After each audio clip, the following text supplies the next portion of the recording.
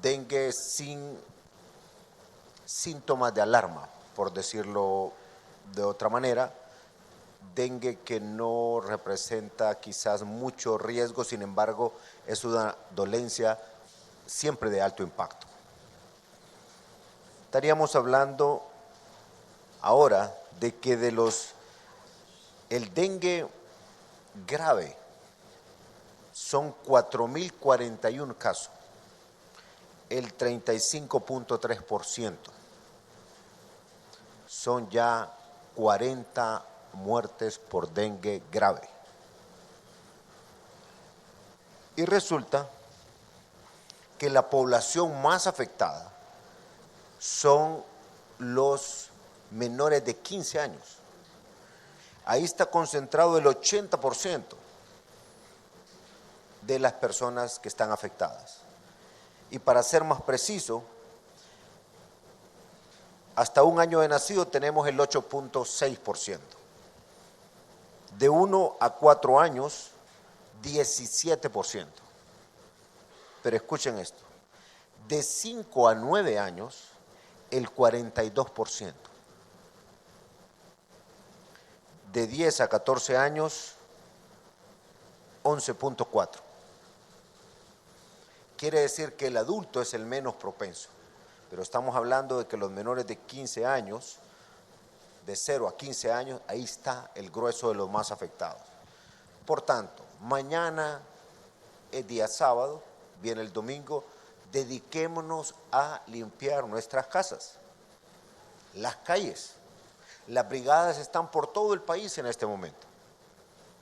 Tenemos que hacer una acción conjunta, porque si usted resuelve el tema de su casa y el vecino no hace su trabajo, ese zancudo va y lo pica usted y le afecta. Y el niño que de repente no tiene todavía la conciencia de cómo cuidarse es el más afectado. Pero también usted podrá estar en una zona del país donde la incidencia de dengue es baja, pero si alguien llega desde Cortés o Lloro u otra zona donde hay alta incidencia, inmediatamente eso se puede regar allá. Por tanto, amigos de los medios, yo quiero pedirles que nos ayuden con esto. Venimos desde el año pasado llamando a la población a hacer conciencia, pero no se puede ver esto a la ligera. Honduras es el país en América que más incidencia porcentual tiene en términos de dengue grave. Los niños son los más afectados. Un 35%, 4.000 casos, es un enorme número. Por tanto, yo quiero pedirles que nos acompañen en este proceso y compatriotas, aproveche hoy en la tarde, aproveche mañana, con la familia, con los niños, a poder limpiar y poder destruir cualquier posibilidad de donde puede salir este zancudo. Fumigar de igual manera, de preferencia, en horas de la tarde, noche o en horas tempranas de la mañana. Pero esto es un trabajo de todos. Ahora bien, también hay una buena noticia, que desde ahora, amigos y amigas de la prensa, quiero invitarlos a que ustedes puedan ver la culminación para más de 100 maestros del proceso de consolidación de deuda. Eso va a ocurrir el día martes, cuando ya a cada quien se le entregue el cheque que va a llevar para pagarle a los acreedores y quedarse con un solo acreedor, es decir, o a una sola institución a quien el maestro le va a deber, que es Impremo. Pero sí es importante aprovechar que estamos aquí para darles unos datos de orden general. El día martes estaríamos ya hablando de la culminación de ese primer proceso, pero miren qué interesante. Son alrededor de más de 100 maestros y estamos hablando de que muchas de estas personas recibían ya libres en el sueldo, después de deducciones, 500 lempiras, 900 lempiras, y tal vez en la nómina, en la planilla, su sueldo original es de 22.000 lempiras, 20.000 lempiras, y otros arriba de 15.000, pero lo que reciben son 500, 900, 1.000 lempiras. ¿quién va a vivir con eso?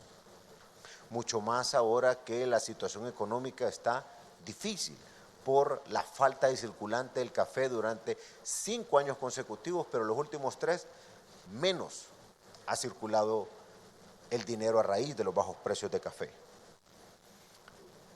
Pero también con este alivio sé que le vamos a dar una enorme oportunidad a los docentes de Honduras. Y después de los docentes, también a los empleados públicos. Y luego a todos los empleados del sector privado. Y también estamos trabajando con algunos sectores del agro. Pero miren qué interesante. Estos primeros 100 expedientes, estamos hablando de maestros de Choluteca, El Paraíso, San Pedro Sula, Tegucigalpa, entre otros. Aquí quiero recordar siempre a la profesora Rita Maritza Centeno, de Corozal.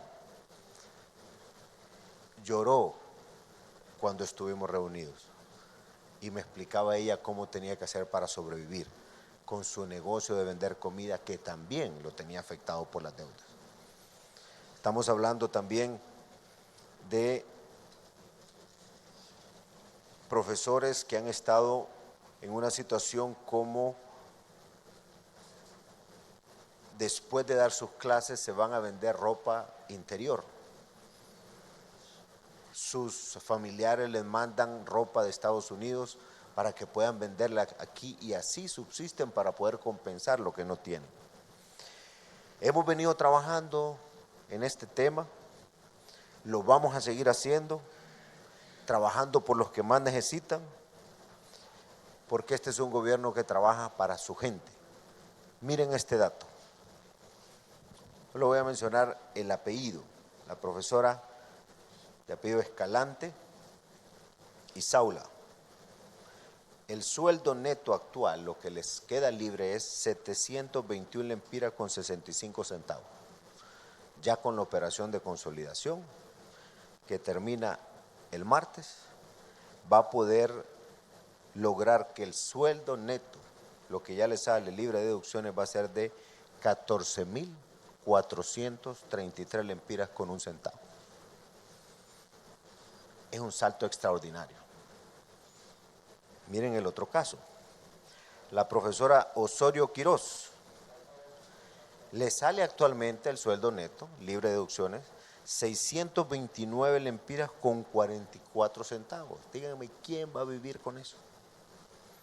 ¿Cómo le va a quedar el sueldo? Ahora, con la consolidación, 12.504 con 24 centavos. Es impresionante. Otro caso que tengo así de alto impacto aquí. Es un varón de apellido Cáceres Lobo. 841 lempiras con 17 centavos le sale ahorita. Ahora le va a salir con 12.064.43. Imagínense ustedes. Una profesora de apellido Merlo Castellanos, 838.93 es lo que recibe hoy, después de deducciones. Y va a recibir 14.191 lempiras con 81 centavos. Ahora, no podemos permitir que el sistema vuelva a endeudar a estos docentes. Debe de existir por ley en las secretarías de Estado del gobierno primero, y luego lo vamos a llevar al Congreso. Debemos de cuidar una parte del salario que no pueda ser sujeto de deudas, porque aquí el 100% del salario lo han endeudado. Pero hay que proteger a la gente. Y de toda esta operación tiene que salir una campaña para enseñarle a la gente. Yo les hacía la broma el otro día. Me contó un amigo que llegaron de esos que venden electrodomésticos y una pantalla como esta le dijeron, me entraron a la casa, qué bonita es la pantalla. Y le sí, viera que todavía la estoy pagando. Y le dice el vendedor, pero ya salió la otra, vi que es 1 pulgada más grande. ¿Quiere comprarla? No, le dice. Y al final se la terminó vendiendo. Y se endeuda más. Y yo no sé si esa pulgada más significa 1.000 lempiras más. Pero no le sirve para lo mismo. El celular a veces es lo mismo. Entonces tenemos que aprender a administrar el dinero. Entonces creo que esa campaña es fundamental y va a ser parte de esto. Pero como les digo, el próximo martes ya se estarán entregando estos cheques y yo quisiera invitarlos a ustedes para que platiquen con todos estos maestros, que conozcan su testimonio, porque eso nos va a ayudar al resto de los hondureños. Repito, sigue después el resto de los maestros, porque va a ir en escala, y también de los empleados públicos, y luego estamos mandando la ley de alivio de deuda para los trabajadores del sector privado, y estamos a punto de finalizar también algo parecido, tal vez no exactamente igual, pero algo similar en readecuación de deudas para el sector productor de café, aparte del producto financiero que ya tenemos con los cafetaleros. Muy bien, preguntas, comentarios. En efecto, señor presidente, la periodista Claudia Almendares del noticiero Hoy Mismo en directo en este momento. Muchas gracias. Muy buenas tardes, señor presidente. Voy a hacerle dos consultas, si usted me lo permite. La primera, el tema del diálogo en el sector educación y salud, ¿cómo va? Y la segunda, ¿tiene reportes usted sobre los diferentes acontecimientos que han ocurrido hoy en torno a la fecha? Si hay protestas, si se han registrado desalojos y si sabe si van a continuar ese tipo de manifestaciones a lo largo del día o incluso el fin de semana. Muchas gracias, presidente. Bueno, el diálogo se ha venido dando el día de ayer en diferentes departamentos, donde se ha invitado a líderes de sociedad civil, iglesias, en algunos casos también ha participado dirigentes de los gremios de salud, de educación, en otros casos todavía no, sin embargo ha comenzado un proceso de amplio debate. En general es una convocatoria exitosa y obviamente siempre seguiremos llamando a los sectores a que allá en su comunidad puedan conversar, porque lo principal aquí es un sistema de educación y salud de primera para el pueblo hondureño. Y de primera significa público y gratuito, como siempre lo hemos dicho.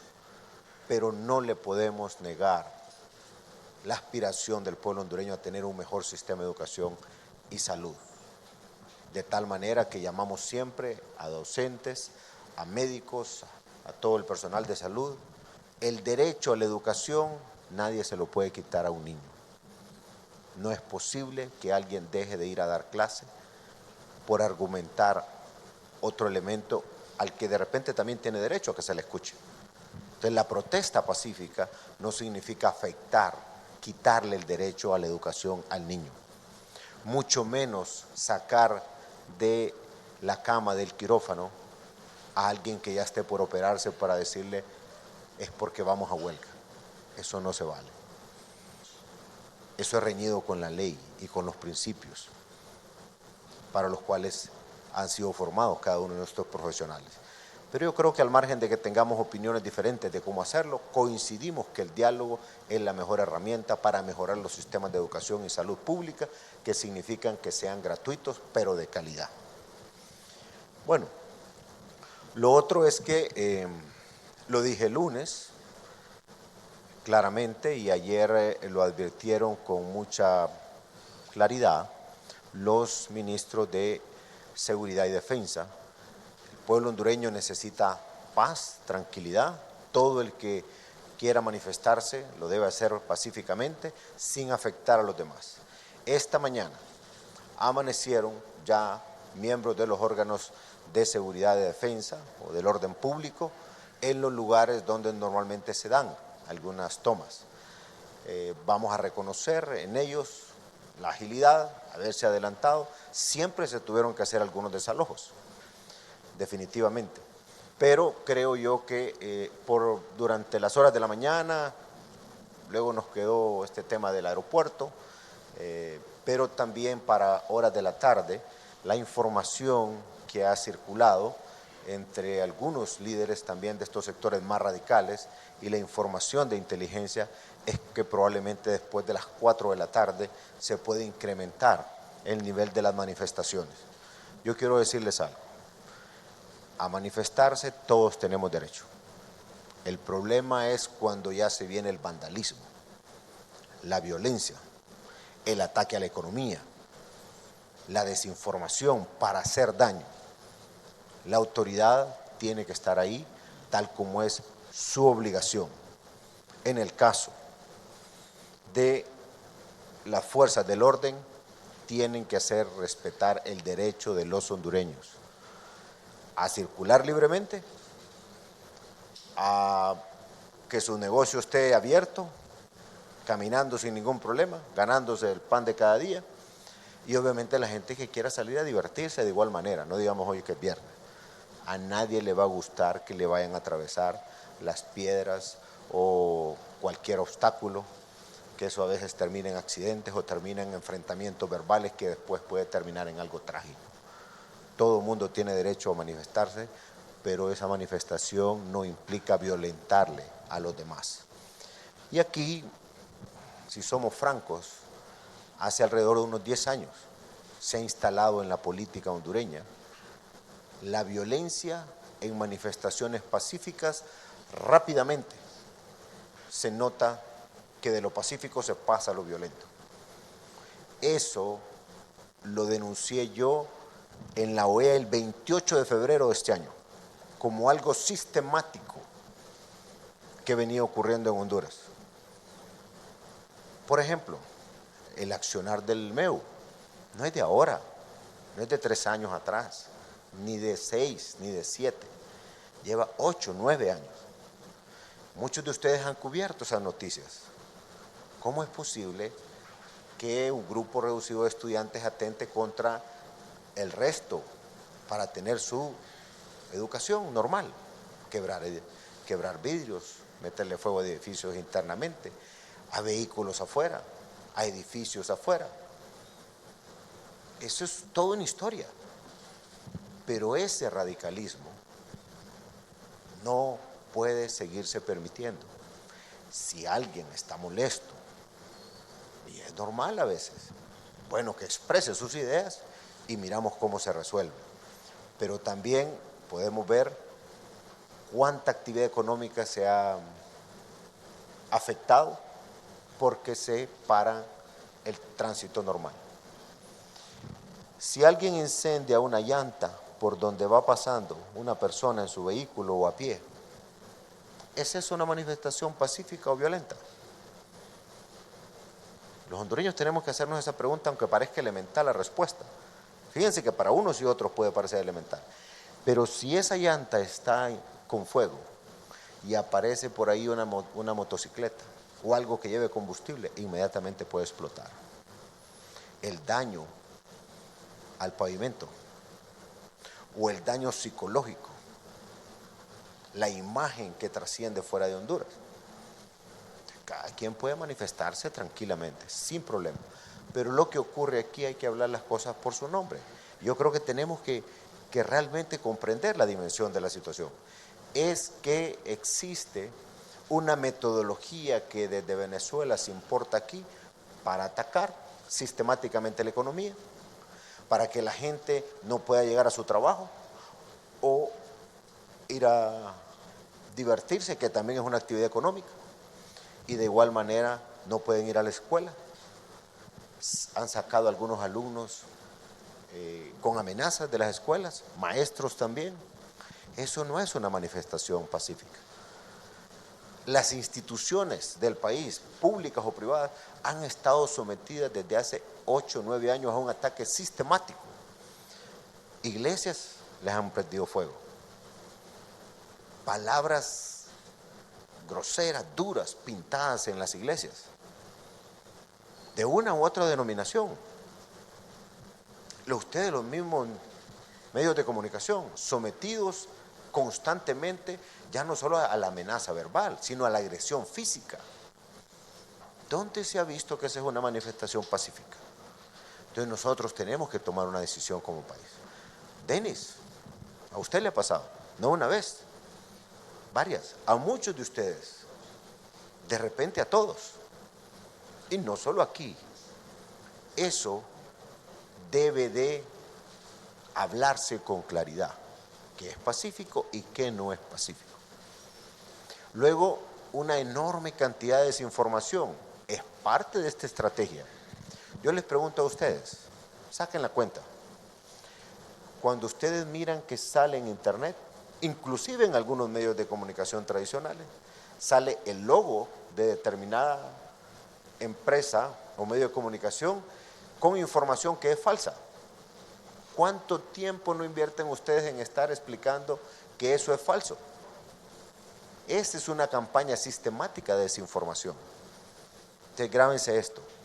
Desinformación, ataque a la economía, ataque sistemático a las instituciones. Es parte de un manual para desestabilizar los países. No solamente se ha usado en Honduras. Y esa es una importación del régimen, desde el régimen de Venezuela con su gente aquí. Si los radicales son pocos, pero han venido haciendo ese trabajo. Yo insisto, para hoy en la tarde, todo el mundo tiene derecho a manifestarse, sin ningún problema. Para mañana, para pasado, siempre. Ese es un derecho que la Constitución ampara. Lo que no se puede permitir es ya agredir a otro, es quebrarle el vidrio a los carros cuando quieren pasar, es meterle fuego a un bus, a un edificio público o privado, a un negocio. Lo que no se puede permitir es abusar de la protesta pacífica y que alguien ande una mochila llena de piedras y empezar a tirarle piedras a los camarógrafos o a los periodistas o a los transeúntes o por donde van quebrando todo. Eso no se puede permitir. Ya bien lo dijeron los ministros de Seguridad y Defensa, ellos tienen un mandato constitucional que cumplir. Es más, cada ciudadano que mire en acción ese proceso violento está habilitado para actuar, para defender su propia integridad y la de cualquier otra persona. Yo creo que el diálogo es lo mejor y que cada quien se manifieste pacíficamente. ¿Alguna otra pregunta? Sí, señor presidente. Denis Andino, precisamente de HCH. Presidente, buenas tardes. Buenas tardes. Aprovechar esta oportunidad y la coyuntura porque los mismos miembros del Partido Libertad y Refundación aseguraban que el propio gobierno, a través de las Fuerzas Armadas, no les dejó poder conmemorar o por lo menos recordar los mártires del golpe de Estado en el sector del aeropuerto y no han estado en completas quejas. Y aseguran que también hay infiltrados en las protestas que realiza el gobierno y muchas veces estos infiltrados se colocan en las marchas de ellos, en la de la plataforma, para poder desacreditar el movimiento social. Denis y amigos todos, díganme en qué aeropuerto del mundo, en el perímetro de seguridad, se permiten manifestaciones. Esta mañana yo pregunté a los cuerpos de seguridad, les dije, ¿y por qué no los dejan? ¿Por qué no los dejan manifestarse si van a estar pacíficamente? Entonces, luego me ubicaron con una fotografía exactamente donde estaban. Y me decía uno de ellos, ¿se imagina, presidente, que de aquí salga una de esas bombas molotov como las que han estado tirando todos estos días atrás y años atrás, caiga en la pista cuando va aterrizando un avión o cuando va despegando? O me decían, una piedra pequeña que sea en la turbina de un avión que vaya despegando, tal vez no va a sentir en el momento, pero en el aire puede ser catastrófico. No sé si ustedes saben, pero existen medidas en cada aeropuerto para que los pajaritos, por pequeños que sean, no estén cerca, porque en una turbina, en una hélice, puede ser algo fatal. Entonces, en el aeropuerto y en los alrededores de los aeropuertos no se puede permitir ese tipo de acciones. Pero también, si ustedes vieron hace una semana lo que ocurrió, ¿qué tal con esas mochilas cargadas de piedras y molotov incendian un avión? Estamos hablando de gente que se radicalizó. Y el mundo está también radicalizado hoy. Y en internet miran cómo hacer esas cosas. Entonces tenemos que protegernos y proteger al pueblo hondureño. Porque la mayoría de los hondureños, la gran mayoría, somos gente que quiere paz, tranquilidad, oportunidad para trabajar, para divertirnos aquí en nuestro país, para vivir tranquilamente. Infiltrados, mire, un caso emblemático es el de la embajada. Primero dijeron los líderes de la plataforma que era una infiltración. Y resulta que cuando se captura y cuando se lleva a los tribunales, van los mismos líderes y dicen en los tribunales que son presos políticos. Y si hubieran sido infiltrados, no hubiera sido ninguno de ellos. Vámonos al caso de las cámaras destruidas. ¿Por qué iban tranquilamente siendo parte de la manifestación? Después se destruyen las cámaras y se nota que es exactamente por donde una de las maras opera. Como me decía un líder de la iglesia el otro día, si va alguien radical, ¿por qué no llaman a la policía que va acompañando y le dice, arréstelo, este es infiltrado? O lo capturan inmediatamente. No nos engañemos, aquí han existido líderes que son radicales, saben manejar esto, pero ahora se les está cayendo la máscara. El mismo pueblo hondureño los está identificando quiénes son. Y existen líderes que se han reunido con los grupos radicales y ustedes saben de esas reuniones. Si quisieran mantener la distancia, no hubieran ni reuniones. Es fácil decir, no, es que aquellos se pusieron violentos o es que aquellos nos infiltraron. No, aquí ya todo está saliendo a flote.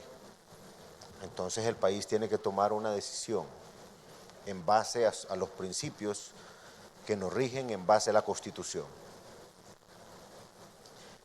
¿Algo más? De HRN para concluir. Presidente, buenas tardes a todos.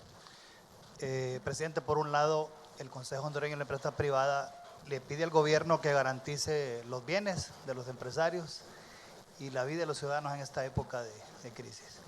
Por otro lado, el sector social de la economía pide que liberen las carreteras porque quieren hacer circular los productos, por ese lado.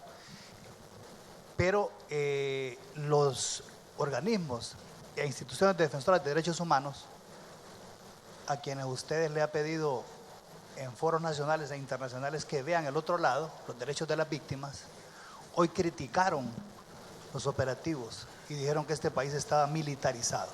¿Qué lectura le hace eso? Mire, tuvimos una reunión con los organismos de derechos humanos aquí, tanto nacionales o internacionales, y surgió una pregunta interesante en la conversación. Uno de los miembros de los cuerpos de seguridad le dijeron, si una persona que anda manifestándose anda en su mochila piedras, anda una chimba de esas que cada proyectil le puede dejar partido literalmente el pecho a alguien y muere, o las bombas Molotov que ahora les ponen clavos, como ya murió un agente policial en el Progreso, les dice cuál es el uso proporcional de la fuerza por aquella normativa internacional que solo se puede usar en Israel, en Arabia Saudita, en cualquier país del mundo, en China, en Taiwán. Si alguien que se está manifestando va con un objeto contundente, con un arma, capaz de quitarle la vida a otro, que ya ha ocurrido en Honduras. ¿Está habilitado o no el servidor público para responder? Claro que está habilitado. Honduras tiene en su constitución un mandato bien claro para la policía y para Fuerzas Armadas. Seguridad y orden público. La Constitución es clara, le da un mandato contundente a Fuerzas Armadas. Garantizar el orden público. Y siempre Fuerzas Armadas ha participado, a pesar de eso, en acompañamiento a la policía. Aquí el pueblo hondureño tiene derechos y la fuerza pública tiene la obligación de garantizárselos. Y eso es lo que ha estado ocurriendo. Tenemos que contarle la historia al mundo de lo que ha venido pasando. Ustedes lo han visto, ustedes lo han vivido en las calles. Todos los hondureños lo hemos vivido. Aquí esperemos entonces que en lo que resta de las 4 a la medianoche, como se ha anunciado, que no existan esas esas manifestaciones violentas. Espero que no sea así. Lamentablemente la información que ha circulado es que algunos grupos sí están pensando en hacerlo, pero ya lo dijeron los ministros de Seguridad y Defensa ayer, que las fuerzas del orden estarán ahí para garantizar el orden público, la seguridad, pero también más allá de eso yo quiero pedirle a estos grupos que desean manifestarse, no lo hagan violentamente, háganlo pacíficamente, tienen el derecho y el Estado de Honduras está en la obligación de garantizárselo. Cada ciudadano puede llamar al 911 para también exponer su versión de los hechos. A Honduras tenemos que cuidarla todos, es nuestra obligación. Buenas tardes. Presidente, Feliz muchas fin de gracias. semana. Muchas gracias, presidente. Amigos periodistas, gracias por su cobertura. Les deseamos a todos una feliz tarde. El tema específicamente